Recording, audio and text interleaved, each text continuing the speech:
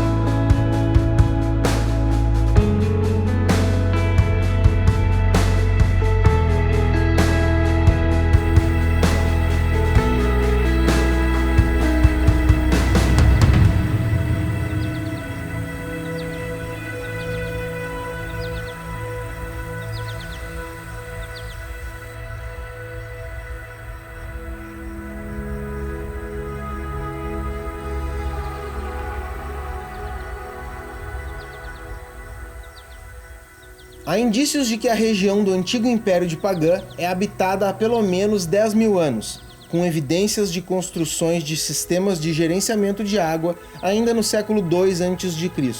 Ao longo dos séculos, houveram diversas vilas e pequenos povoados, porém nenhum reino unificado surgiu até o século IX d.C.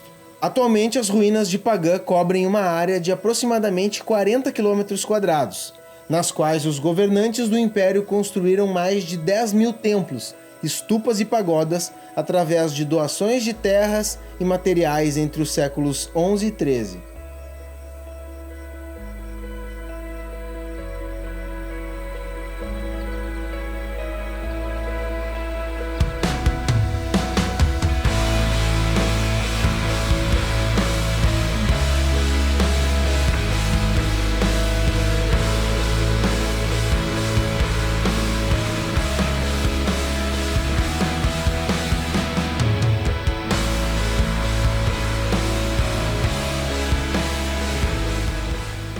Bagan começou a se tornar importante na metade do século IX, quando o rei Anawata unificou a Birmânia.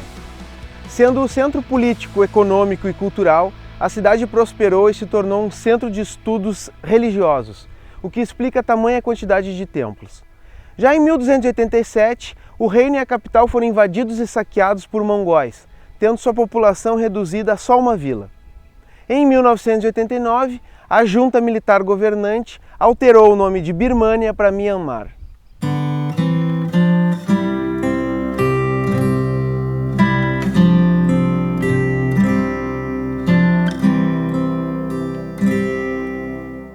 Anavrata foi sucedido por uma linhagem de reis que levaram Pagan a uma era de ouro que duraria pelos próximos 2 séculos. Um dos seus sucessores, o rei Kianzita, administrou as diversas influências culturais em Pagan, tendo patrocinado estudiosos e artesãos Mon que emergiram como elite cultural. Foi durante seu reinado que alguns dos principais templos foram construídos, como o Templo Ananda.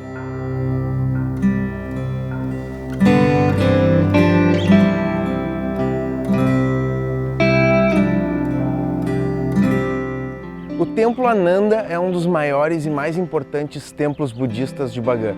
Construído no início do século XII, com uma mistura dos estilos indiano e Mon, chegou a ser comparado à Abadia de Westminster. Em 1975 foi parcialmente destruído em um terremoto e desde então vem sendo restaurado, seguindo como um dos templos mais reverenciados da região.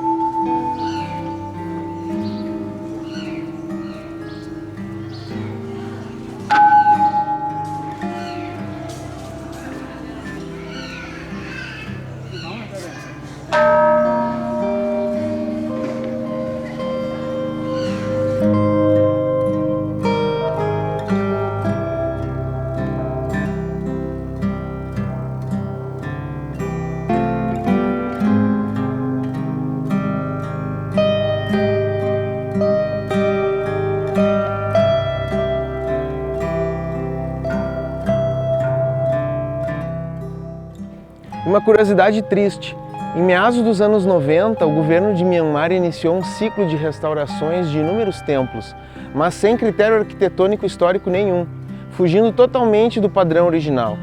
Por esse motivo, inclusive, a Unesco rejeitou a indicação da cidade como Patrimônio Mundial da Humanidade.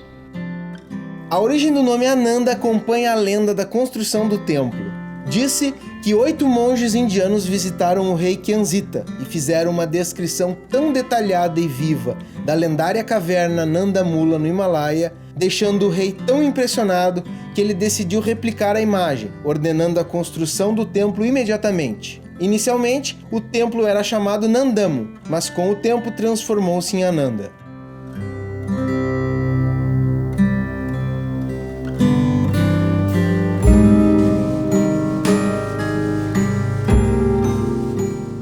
A ascensão do reino foi impulsionada por uma padronização de pesos, medidas, sistemas administrativos e com a construção de novos e melhores sistemas de irrigação pelo reino. Essas medidas impulsionaram o desenvolvimento agrícola, aumentando a produção, gerando riqueza e uma economia próspera. Grande parte dessas riquezas geradas foram direcionadas à construção de novos templos.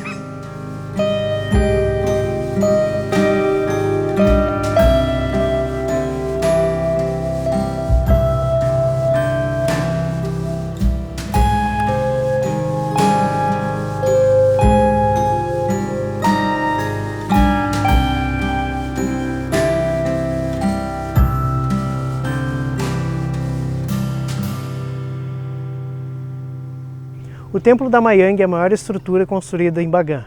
Sua arquitetura é similar ao do Templo Ananda. Construída pelo rei Naratu no final do século XII, esse templo fica próximo à cidade antiga. Esse rei subiu ao trono assassinando seu pai e seu irmão mais velho, e dizem que ele construiu esse grande templo para expiar os seus pecados. Por ironia do destino, ele foi assassinado antes do templo ser concluído, e a obra permanece inacabada até hoje. Há relatos de que o rei Naratu era tão cruel que castigava operários cortando suas mãos ou até mesmo mandava matá-los caso alguma coisa errada acontecesse, como atrasos ou perdas de materiais. Conta a história também que em certa feita o rei não estava satisfeito com a performance em alguns rituais, por isso ordenou a execução da princesa indiana que os realizava.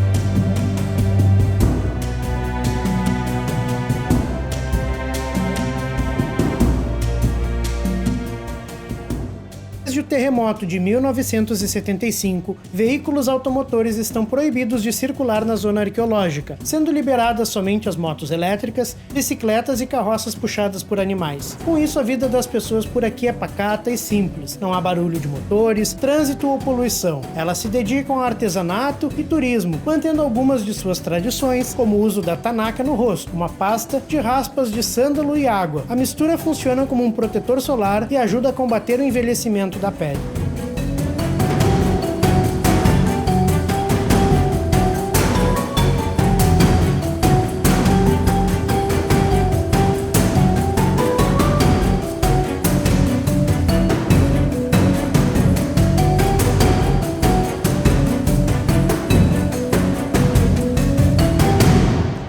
Construído em 1057 pelo rei Anavrata, após a conquista do reino de Tatum, esse enorme pagode branco fica localizado no centro do antigo reino de Pagan.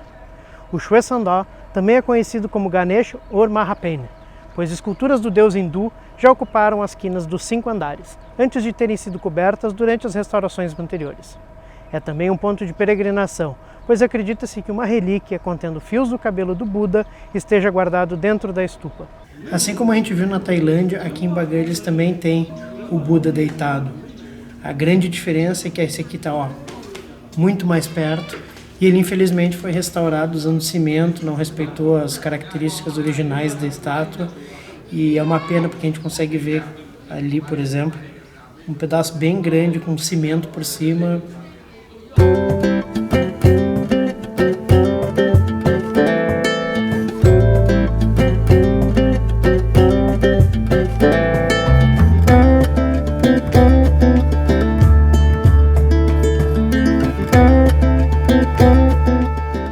início do declínio do Império de Pagã começa no século XIII, durante o reinado de Tiluminlo, um budista devoto e erudito. Ele renuncia ao comando do exército, deixando a administração para um conselho de ministros. Com isso, o Estado para de expandir seu território e a prática de doação de terras isentas de impostos para a construção de templos aumenta, diminuindo as áreas cultivadas e criando um colapso financeiro. Isso foi o estopim para inúmeras revoltas populares que enfraqueceram ainda mais o Império, deixando-o vulnerável a ataques mongóis.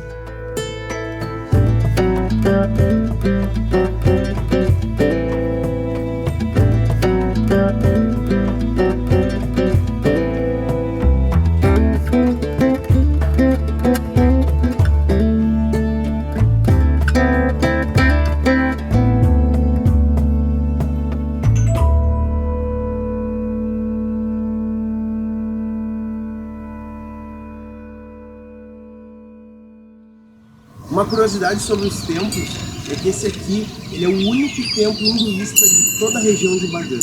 Ele é do século XI, ele se chama Netlongjon e ele conseguiu resistir aos inúmeros terremotos e incêndios aqui nessa região. Brahma, Vishnu, Shiva. Brahma, Vishnu e Shiva. So Brahma is the fourth face, one face behind. Vishnu fourth hand, Shiva sixth hand. So Creator, Protector, Destroyer. As três faces do Shiva. Yeah, Brahma is Creator, Vishnu is Protector, Shiva is Destroyer. The sleeping and Vishnu, the lying down for dragon for Nega, similar for snake, the cobra. Over there in the third one, Vishnu Malika original, this is copy. You see different color. This is one of the stand statues at Probati Museum, one of the stand statues in the stolen by the German Mount Valley Museum. They stole 1890.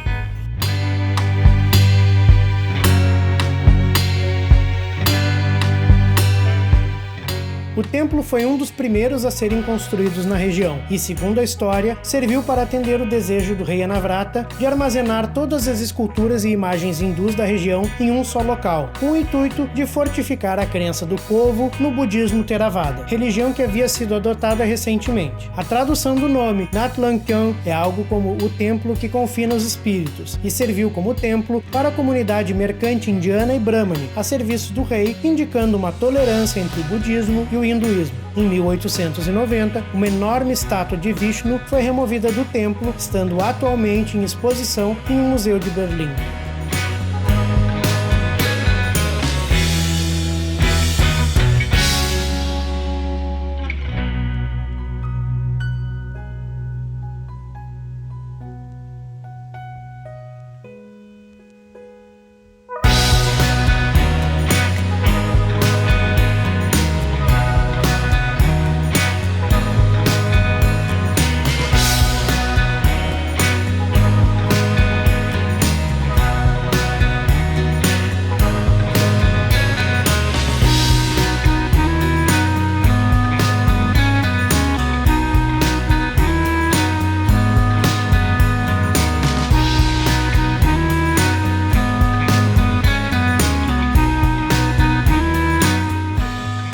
Esse templo foi construído em meados do século XII, em um terreno elevado acima dos outros monumentos em Bagã.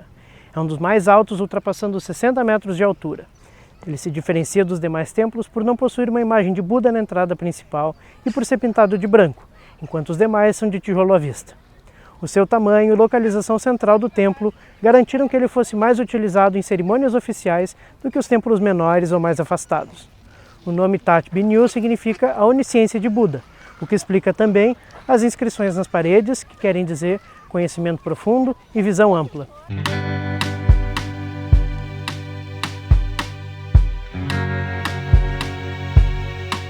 O templo Tat Binyu possui dezenas de afrescos originais em seu interior. Porém, diferente de outros grandes templos como Ananda e Sulamani, por aqui não foram encontradas as placas contando as histórias de Jataka, apenas os espaços vazios onde poderiam estar tais representações. Jataka é um compilado de mais de 500 contos de encarnações passadas de Buda, que transmitem valores de honestidade, abnegação e moral, passados de geração em geração, que servem como um guia para o comportamento moral do budismo Theravada.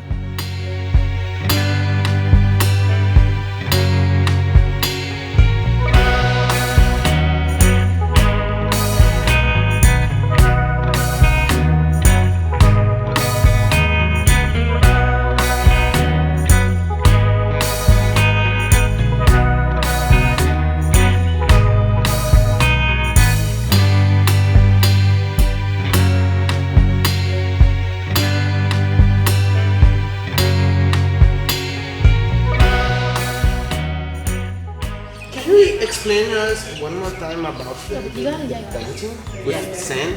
We made the sand. This is I'm show you. This is the cotton. We made that only cut this area side. Cotton. Yeah, this is cotton. Only for dry the white color print.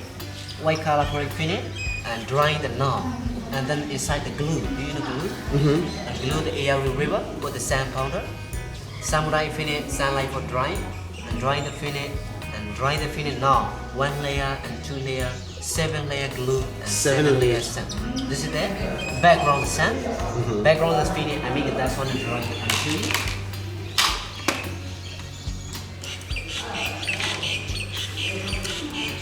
This is small line. I have here black color. Black color only part drawing black line. Do you know black line? Only 3 line. Also the black Like line. that one. Yeah, that's one. Only for drawing, black line drawing. Black line drawing. Also black line drawing finish. I will flat, that's one.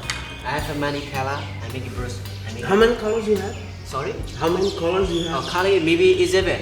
This is how many color only this is blue color, black color, red color, yellow color, only brown color, and maybe white And color. you make other colors also? Also color we make this mix together and blue and drawing. Yeah. Also Like many- this one? Yeah. This is green color and show you.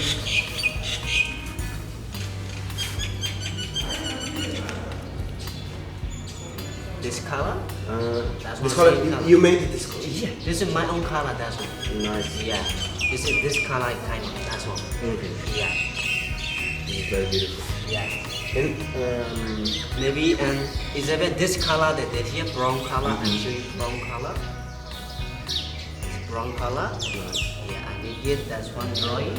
And this is black color.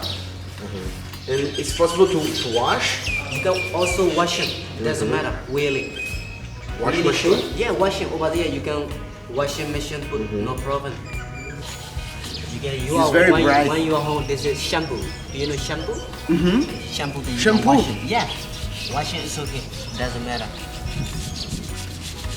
No broken colors because of special glue. Special glue. Yeah, that's what. You can see. Yeah, color is never crack, never rosy, never come out. Yeah. And it's come brighter. Sorry? It's more bright. Yeah. than- Can I touch? Yeah. Also, you can wash it. Doesn't matter. Yeah.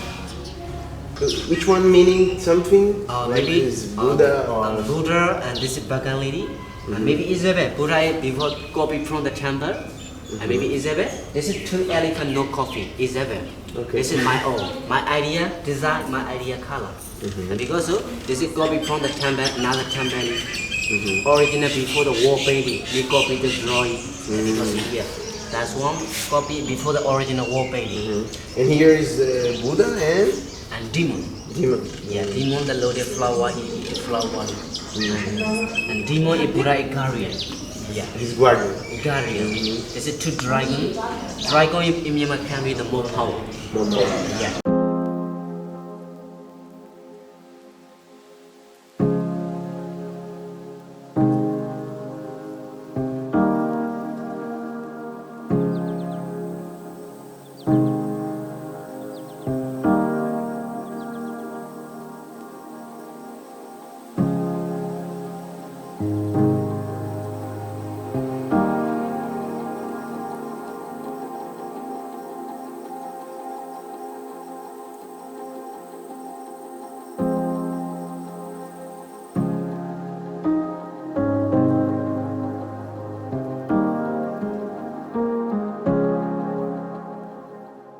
Esse templo foi construído no final do século XII e é conhecido como a Joia da Coroa.